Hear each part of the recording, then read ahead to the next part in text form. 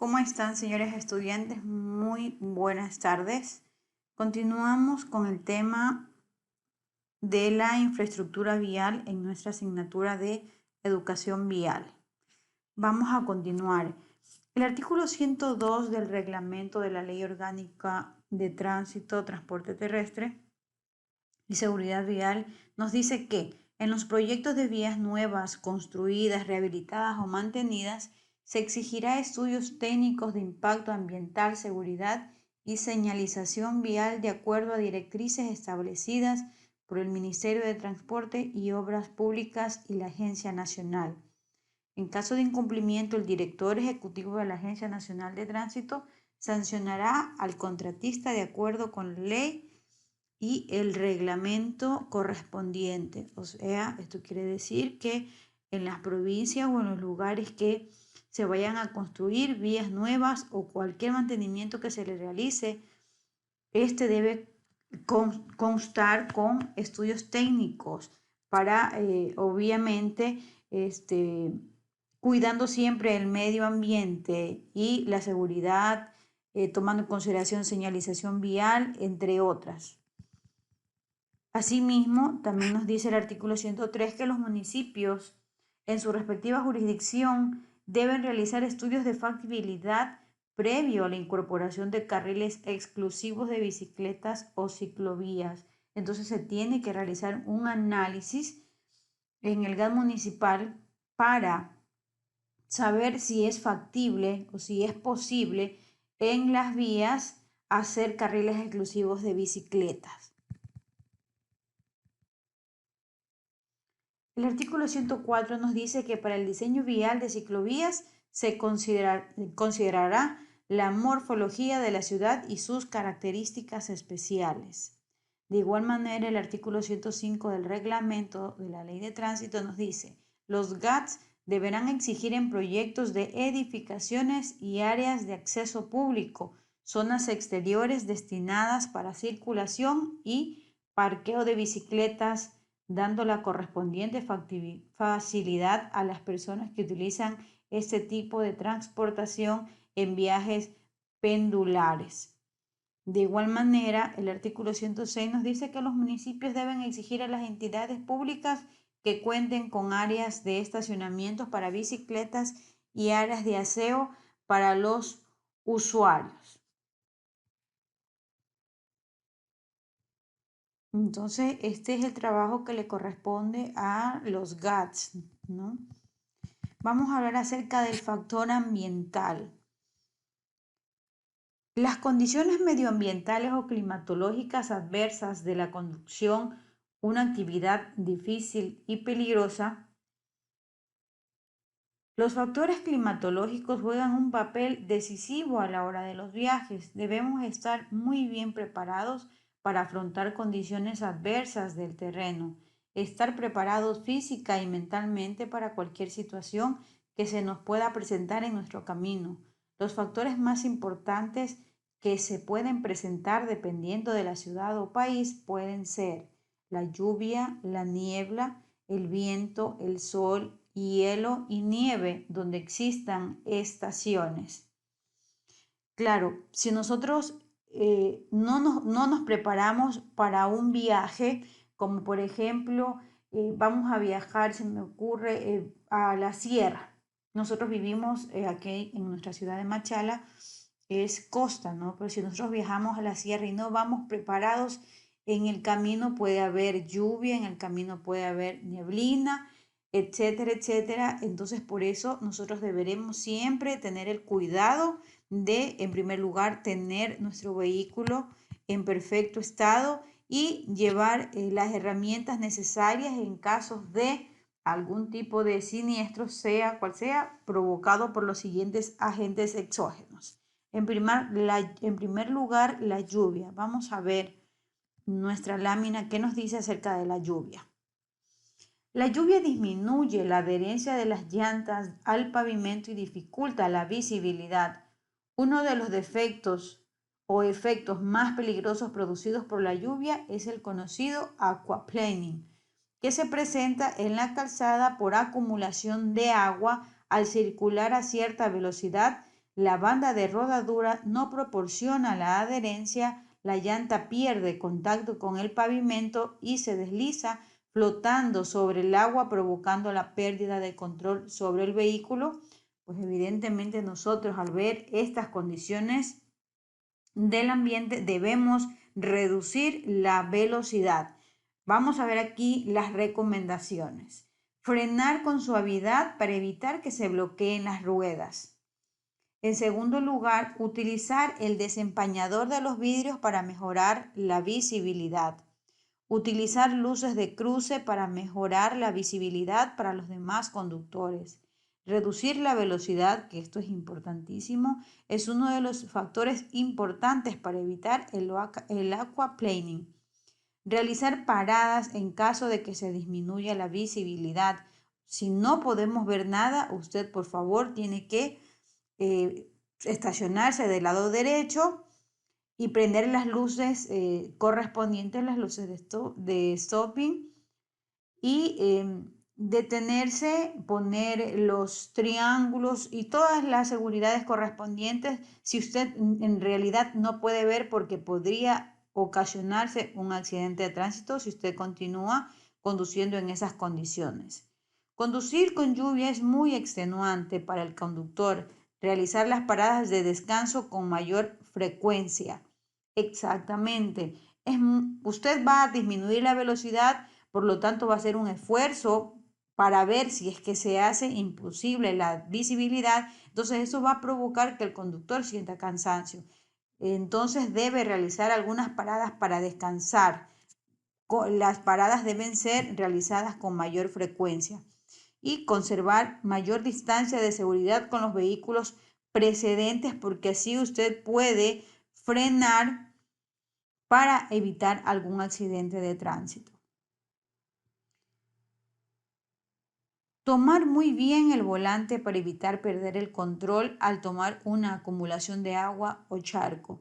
En caso de inundación repentina y que se apague el vehículo, se debe evitar dar encendido para evitar mayores daños. O sea, aquí tenemos entre paréntesis ver el vehículo inundado. Entonces, estas son las recomendaciones en casos de lluvias. Vamos a ver acerca de los vientos laterales. Una fuerte ventisca puede sacudir de forma imprevista nuestro auto, así es, llegando incluso a modificar la trayectoria de alguna forma, especialmente al pasar por zonas desprotegidas como la salida de un túnel o al adelantar un vehículo de mayor tamaño. Por lo tanto, debemos estar atentos a estas eventualidades. ¿Cuáles son las recomendaciones en este caso? En primer lugar, se puede controlar la dirección del viento observando la vegetación y los demás elementos del entorno de la vía, moderar la velocidad, sujetar el volante con firmeza y con ambas manos para mantener la trayectoria y no perder el control sobre el vehículo, aumentar las precauciones ante posibles obstáculos que se presenten en el camino, mantener cerradas las ventanas para evitar el ingreso de polvo o algún objeto inesperado. Por favor, ustedes, señores conductores, futuros profesionales de nuestro país, tomar en consideración todas estas recomendaciones para que puedan realizar una conducción segura. Ahora vamos a hablar del factor del sol o calor. Transitar bajo condiciones de sol y calor es una situación que también puede afectar la conducción. Al conducir bajo estas condiciones, es muy importante mantener una temperatura ideal en el vehículo, en el habitáculo. La temperatura excesiva puede aumentar la fatiga del conductor y también puede provocar somnolencia y sopor. Somnolencia, cansancio, un poco de sueño, ¿no? El aire acondicionado o el climatizador del vehículo deben estar a la temperatura adecuada, entre 20 y 23 grados centígrados. Recomendaciones acerca de la conducción en el sol o calor. Mantenerse muy bien hidratados, agua y zumos. Prestar mayor atención a la conducción después de ingerir alimentos. El calor aumenta la aparición del sueño. es real, esto es verdadero, esto es por experiencia propia, se los digo. Utilizar ropas claras, ligeras y holgadas para que se sienta cómodo al momento de la conducción. Usar lentes oscuros y parasoles para evitar deslumbramiento o fatiga en los ojos. Los autos oscuros aumentan en alguna medida la temperatura del vehículo. Muy bien. Estas son las recomendaciones que esperamos que en el momento de que ustedes conduzcan o si ustedes ya conducen puedan poner en práctica. Vamos a hablar acerca de la nieve o el hielo. Las llantas, mientras está nevando, la visibilidad también se reduce. Así que hay que tener mayor control y mayor atención al momento de la conducción. Al realizar un trayecto por alguna zona nevada, lo más aconsejable es llevar el depósito de combustible lleno. Esto permite disponer del suficiente tiempo de calefacción en caso de quedar bloqueados a causa de la fuerte nieve. La acumulación del hielo en la calzada, ya sabemos lo que es la calzada, ya hemos visto, disminuye la adherencia de las llantas. Se debe tener cuidado especial también bajo estas condiciones y al circular por zonas más oscuras, arroyos y puentes, lugares donde se puede acumular con mayor facilidad el hielo. Cuando la temperatura es inferior a los 0 grados en las primeras horas del día o de la noche, se debe actuar con la misma prudencia que cuando transitamos con nieve, tomando las precauciones similares a la de la nieve. Para esto vamos a seguir las siguientes recomendaciones. En primer lugar, deberemos reducir la velocidad. Luego, arrancar con suavidad utilizando cambios largos, segunda o tercera, para evitar que las ruedas patinen. Realizar giros del volante y frenadas con suavidad para evitar perder el control. En vehículos que no estén provistos de ABS, los frenos, ¿no? Debemos frenar con el motor para evitar utilizar el pedal.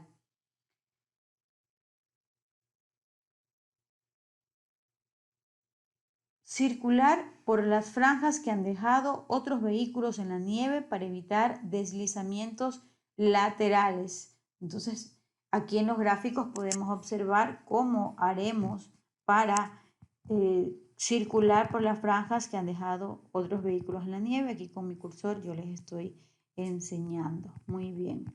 Vamos a hablar acerca de las señales de tránsito.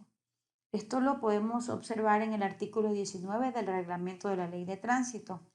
La señalización de tránsito es un complemento para todo usuario de las vías, debido a que notifican a los conductores y demás usuarios de la prohibición, restricción, obligación y autorización que se señala en ella.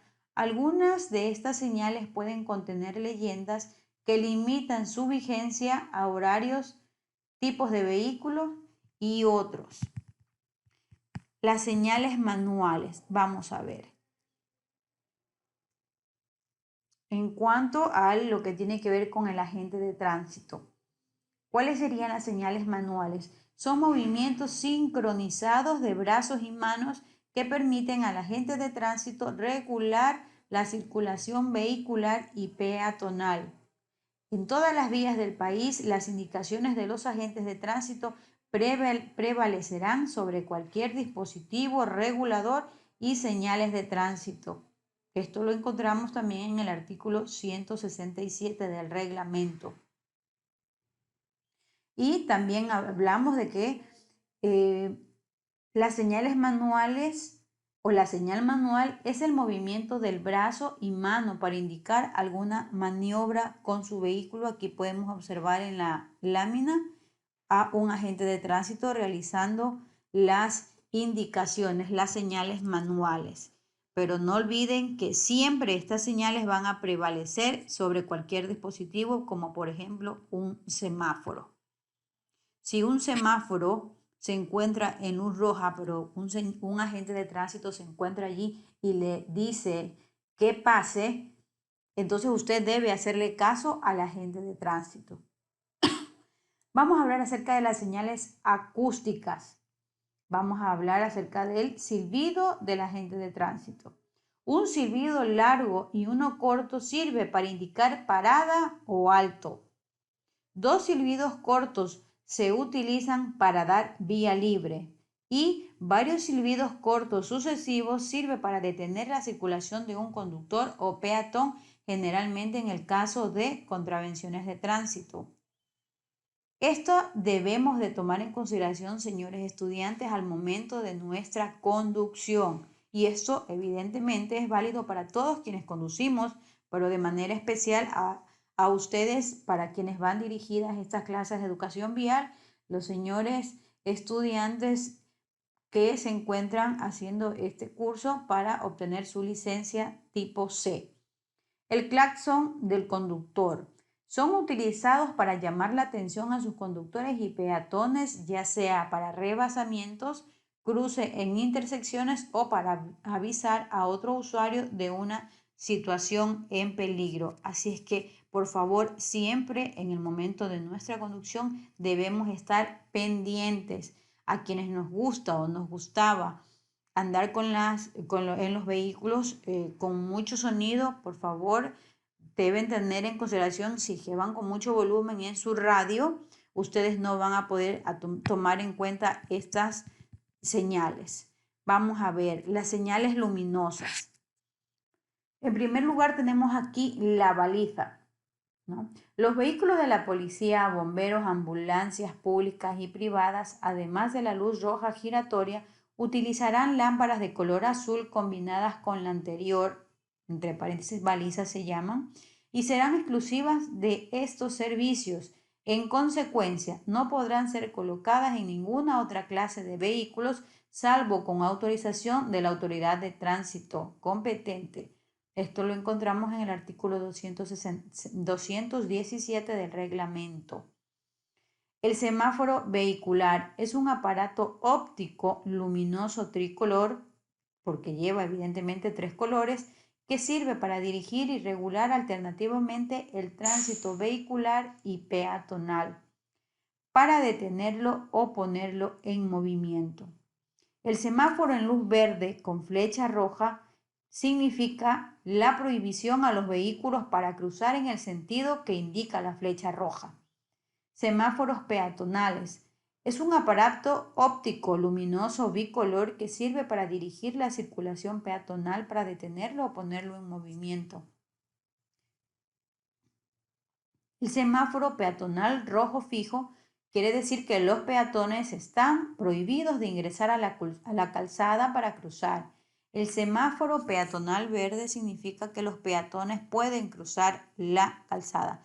Muchos de nosotros tenemos conocimiento de esto, pero es importante que conozcamos con exactitud el significado o la definición o lo que realmente es cada uno de estos señales. Señalización horizontal. Son señales o marcas efectuadas sobre la superficie de la vía, tales como líneas, símbolos, leyendas, palabras, números u otras indicaciones conocidas como señalización horizontal y pueden ser de color blanco o amarillo. ¿Cuál es el objetivo de esta señalización horizontal? Prevenir, guiar y orientar a los usuarios de las vías, delimitar carriles y zonas prohibidas de circulación y complementar y reforzar el significado de las señales verticales. En algunas situaciones son el único y o más eficaz dispositivo para comunicar instrucciones a los conductores. Evidentemente, si nos encontramos conduciendo por una calzada, por una vía, entonces encontramos estas señales horizontales, sabremos qué hacer.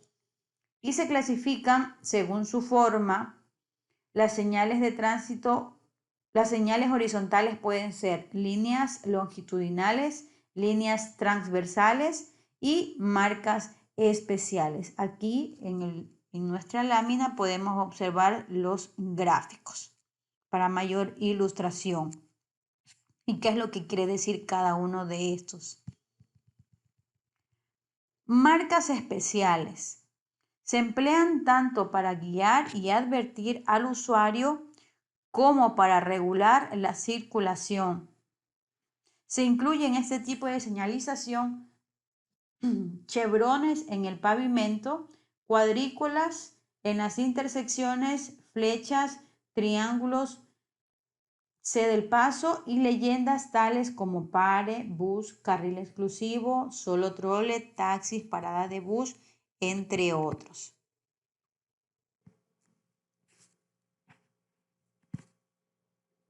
Bueno, aquí en nuestro gráfico podemos continuar observando acerca de las marcas especiales.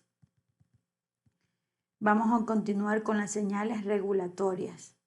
Las señales regulatorias informan a los usuarios de las vías, las prioridades en el uso de las mismas, así como las prohibiciones, restricciones, obligaciones y autorizaciones existentes cuyo incumplimiento constituye una contravención de tránsito.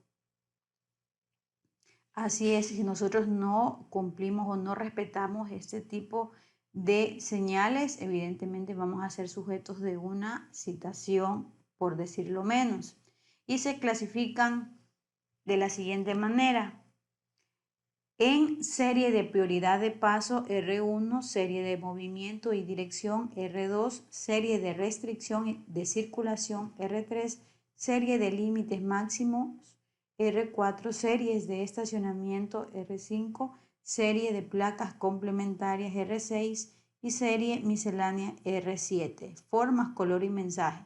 La mayoría de las señales regulatorias son de forma rectangular con el eje mayor vertical y tienen orla, leyenda y o símbolos negros sobre fondo blanco. En lo posible se utilizan símbolos y flechas para ayudar en la identificación y aclarar las instrucciones. ¿Y dónde están ubicadas o dónde las encontramos ubicadas? Las señales regulatorias deben ubicarse generalmente al lado derecho de la calzada, pero pueden ubicarse al lado izquierdo o a ambos lados para reducir al mínimo el tiempo de percepción y reacción del conductor, o sea que estén muy visibles para que el conductor pueda reaccionar a tiempo al momento de observarlas.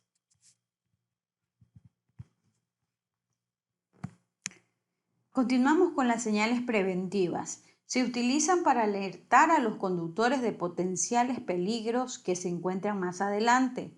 Por eso es importante no distraernos en el momento de la conducción para estar atentos a este tipo de señales. Indican la necesidad de tomar precauciones especiales y requieren de una reducción de la velocidad de circulación o de realizar alguna otra maniobra.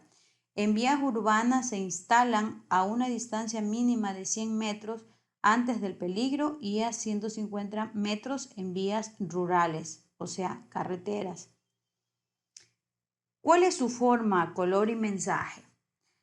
A excepción de las señales preventivas de la serie complementaria y otras especificadas en este reglamento, todas las señales tienen forma de rombo, entre paréntesis, cuadrado con diagonal vertical, tal cual como estamos observando en nuestro gráfico, que lo estoy señalando en este momento con mi cursor. Con un símbolo y o leyenda de color negro y orla negra sobre un fondo amarillo. La ubicación. ¿Dónde se encuentran ubicadas este tipo de señales? Una señal preventiva debe colocarse generalmente al lado derecho de la calzada y disponerse de modo que transmita su mensaje en la forma más eficiente, sin obstrucción lateral ni distancia de visibilidad restringida. Sin embargo, en circunstancias especiales, la señal o un duplicado pueden colocarse en el lado izquierdo de la calzada. Y se clasifican de la siguiente manera, en grupos o series. P1, serie de alineamiento, P2, serie de intersecciones y empalmes, P3, serie de aproximación a dispositivos de control de tránsito, P4, series de anchos, alturas largas y pesos, P5, serie de asignación de carriles, P6, serie de obstáculos y situaciones especiales en la vía, P7, serie peatonal y P8, serie complementaria. Las señales de información vial. Las señales de información vial tienen como propósito orientar y guiar a los usuarios viales, proporcionándole la información necesaria para que puedan llegar a sus destinos de la forma más simple, segura y directa posible. Esto sucede, pues evidentemente, podría sucedernos en el momento en que estemos conduciendo hacia un lugar en el que no conozcamos muy bien su dirección o nos puede suceder algo, entonces nosotros ya estamos informados de lo que puede pasar en algún momento, de lo que necesitaremos o al lugar que llegaremos, etcétera, etcétera. La forma. Estas señales generalmente son de forma rectangular. En lo posible deben diseñarse con el eje más largo en sentido horizontal. Aquí estamos viendo en nuestros gráficos. El color. Las palabras, símbolos y bordes de las señales de información deben ser de un color contraste con el del fondo, tal cual como nuestro gráfico. El fondo debe ser de color verde retroreflectivo, símbolo, orla y letras de color blanco retroreflectivo, o sea que en el momento de que el conductor esté circulando por las noches, evidentemente la pueda visualizar con sus luces. Y se clasifican de la siguiente manera, en los siguientes grupos: señales de información de guía, serie anticipada de advertencia de destino, serie de decisión de destino, serie de confirmación de jurisdicción vial, nombre de las vías, de poblados, etc. Serie información para autopistas, serie diagramáticas, serie de postes de kilometraje, serie señales de información de servicios y señales de información misceláneos. Aquí tenemos algunos ejemplos de este tipo de señales de información vial. En fin, la seguridad vial constituye un enfoque del arte del conducir que, al ser aplicado, puede reducir las posibilidades de verse envuelto en un accidente automovilístico. Es conducir de tal manera que se eviten accidentes a pesar de los actos de otros o de presencia de condiciones adversas para el conductor.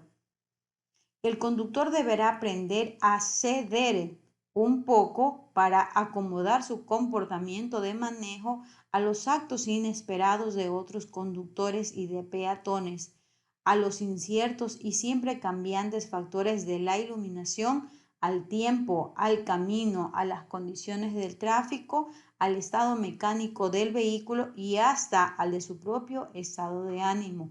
Como podemos observar en nuestra lámina, tenemos la palabra ceder entre comillas. ¿Cuál es el propósito de estas comillas? Es hacernos entender que no es mejor conductor el que pelea en las vías, no es mejor conductor el que gana al otro en velocidad. Entonces nosotros también tenemos que acomodar nuestro comportamiento, que tenemos que ser racionales en el momento de nuestra conducción para de esta manera poder evitar los accidentes de tránsito. Reglas de seguridad en la circulación. Vamos a hablar de eso y nos dice que desde la maniobra más sencilla hasta la que entraña más riesgo, es preciso seguir unas reglas básicas para garantizar una circulación más segura, a saber, observar, advertir y ejecutar. Un automóvil es solamente una máquina que obedece las órdenes que le transmite en forma de decisiones y movimientos el cerebro de conductor. Eso es esto. Puede ser el vehículo de la más alta gama que puede existir, pero si su conductor no tiene los conocimientos o, a pesar de tenerlos, no los quiere poner en práctica, evidentemente vamos nosotros a ser un riesgo para la seguridad de los demás. El comportamiento en la conducción. Vamos a hablar acerca de la negligencia. ¿Qué será la negligencia? En algunas ocasiones hemos escuchado esto, inclusive en el ámbito de la medicina, ¿no? Pero ¿qué será una negligencia? Y vamos a hablarlo en materia de tránsito. Es una omisión o la inobservancia de los deberes de cuidado que conciernen a cada persona frente a una situación determinada. Es decir, negligencia en materia de tránsito es sinónimo de irresponsabilidad y es el descuido o la falta de atención al momento de la conducción y circulación de los conductores, peatones y usuarios de la red vial del territorio ecuatoriano. Ejemplo, el conductor. Olvido del conductor de accionar el freno de mano al estacionar su vehículo en una pendiente. Esta es una negligencia.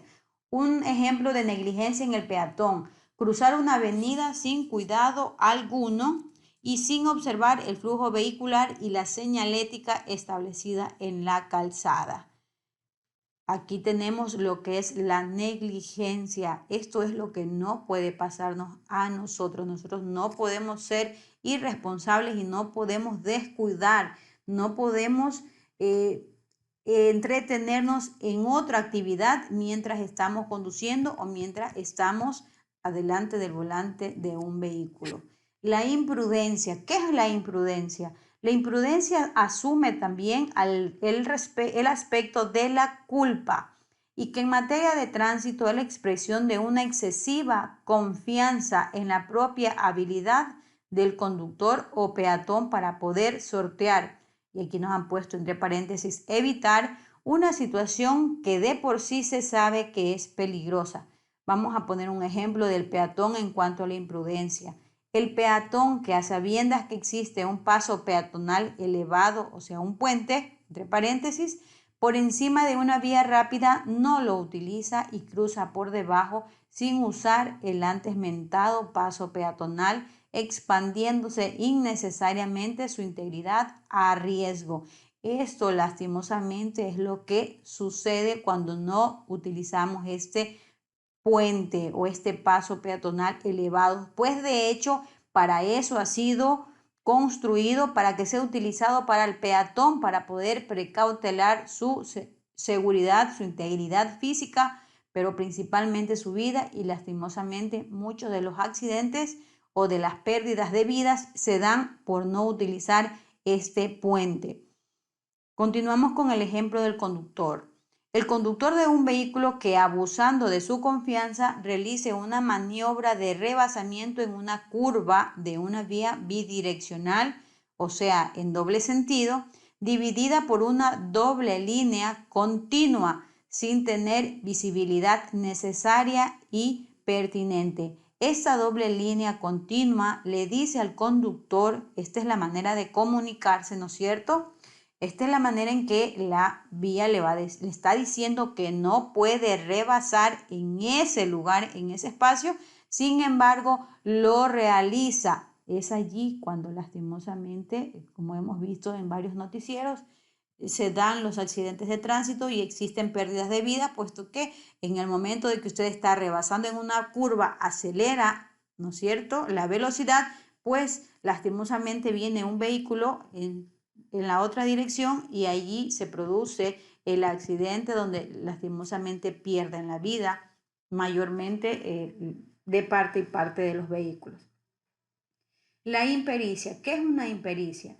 La impericia es adolecer de aquella capacidad técnica que permite al conductor, peatón o usuario de la red vial del territorio ecuatoriano afrontar con éxito las circunstancias de dificultad que se le presentaren. Es decir, la impericia responde a la falta de conocimiento técnico o falta de práctica y experiencia que cabe exigir tanto a un conductor al momento de la conducción como a un peatón al momento de hacer uso de la red vial del territorio ecuatoriano. Ejemplo, vamos a ver un ejemplo de impericia en el conductor.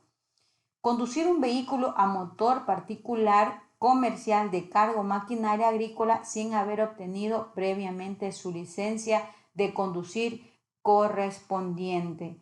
Exactamente, este es un buen ejemplo de impericia, puesto que no tiene la capacidad el conocimiento también para conducir este tipo de vehículos, y pues esto va a provocar que en algún momento pueda tener un accidente de tránsito.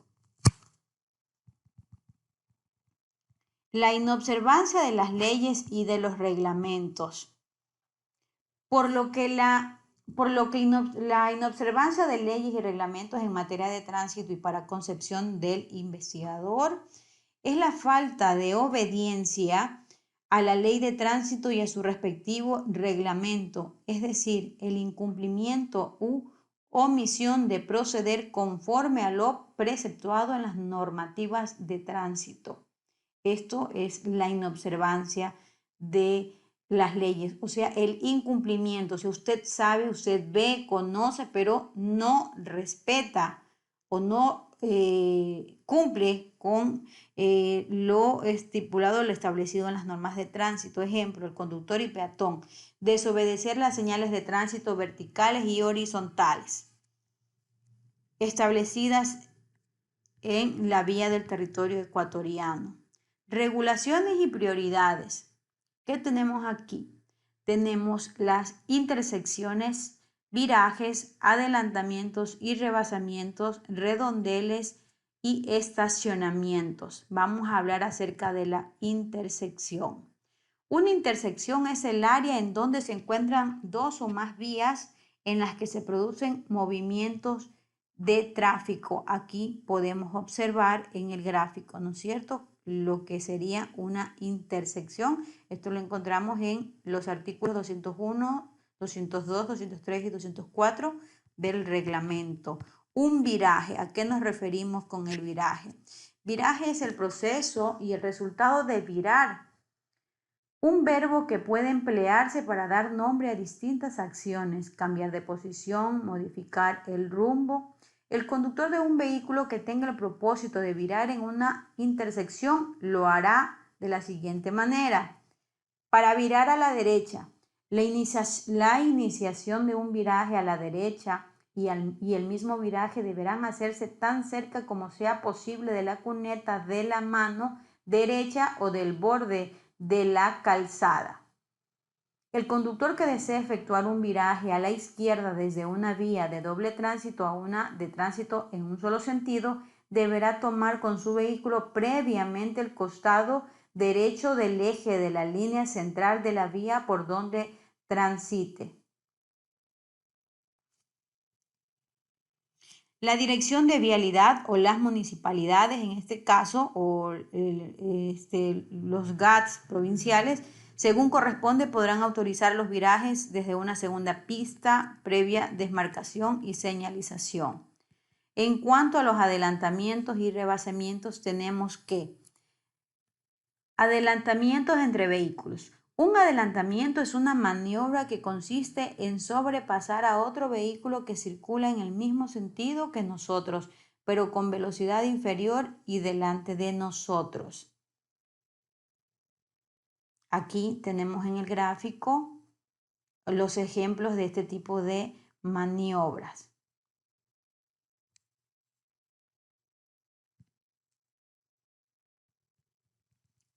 Los redondeles. Los redondeles son construcciones y estructuras de forma circular. El uso más frecuente que asocia con la construcción vial que permite el cruce de distintos caminos, reduciendo el peligro de que se produzcan accidentes. Aquí tenemos un redondel y ya sabemos lo que es, ¿no? Esto nos sirve, el objetivo es que se reduzca el peligro de que se produzcan accidentes. Estacionamientos. Un estacionamiento es un espacio especialmente diseñado para todos los usuarios de la carretera para que puedan estacionar sus vehículos de forma segura. Aquí tenemos un ejemplo y pues por ende todos conocemos lo que son los estacionamientos, pero aquí está la definición. Los límites de velocidad. Aquí podemos ver unas imágenes de accidentes de tránsito por exceso de velocidad, ¿no? En general, siempre que se reducen los límites de velocidad, la situación en el tráfico mejora y siempre que se incrementa estos límites, el número y la gravedad de los accidentes aumenta. De los límites de velocidad. El artículo 191 del reglamento nos dice: las comisiones provinciales, en coordinación con las jefaturas provinciales de control y la Comisión de Tránsito del Ecuador en sus jurisdicciones territoriales, determinarán los límites máximos de velocidad en las diferentes vías del país, pero de manera general se sujetarán a los siguientes límites.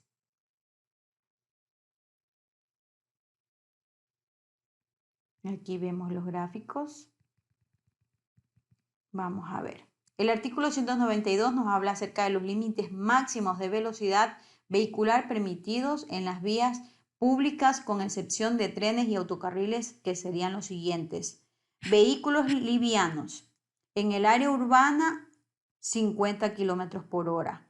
En las vías perimetrales, 90 kilómetros por hora. Y en las carreteras, 100 kilómetros por hora. Los vehículos de transporte público y comercial de pasajeros. En el área urbano, 40 kilómetros por hora. En las vías perimetrales, 70 kilómetros por hora. Y en las carreteras, 90 kilómetros por hora. Los vehículos de transporte de carga en carretera, los camiones pesados deberán circular a 70 kilómetros por hora. Y camiones que remolquen acoplados, 50 kilómetros por hora.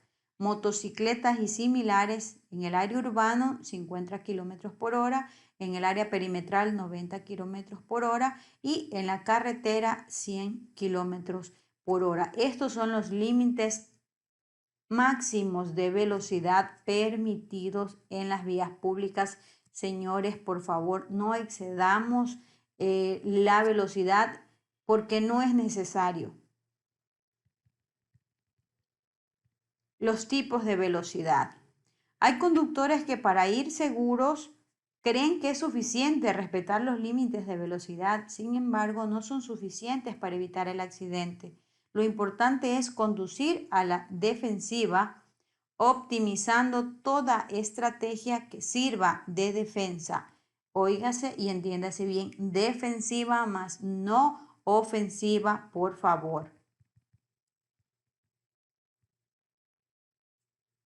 Velocidad máxima es el límite de velocidad superior permitido por la vía por la que circulamos, ya sea por las normas generales de circulación o por la señalización vertical u horizontal. Velocidad mínima, límite inferior de velocidad permitido en la vía por la que circulamos, ya sea basándose por las normas generales de circulación o por la señalización vertical u horizontal.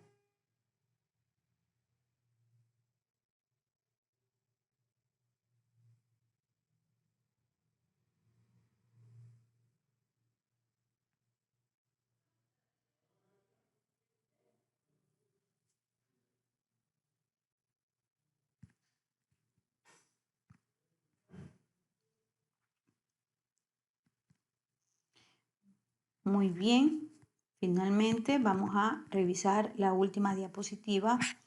Velocidad inadecuada, velocidad no adaptada a las condiciones de la vía, del tráfico, del vehículo o del propio conductor. Esta no permitirá controlar su vehículo en situaciones problemáticas. Generalmente la velocidad inadecuada es cuando supera los límites e invade carril. Aquí tenemos los ejemplos.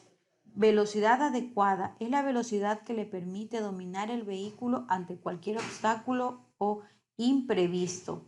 Señores estudiantes, con esta diapositiva yo me despido de ustedes. Espero que estas láminas, estas breves explicaciones sean de mucha utilidad para ustedes. Les recomiendo que pongan en práctica todas las directrices, todo lo que se les explica o se les enseña de esta manera, para que pueda aumentar su conocimiento en materia de educación vial, que es mi único objetivo.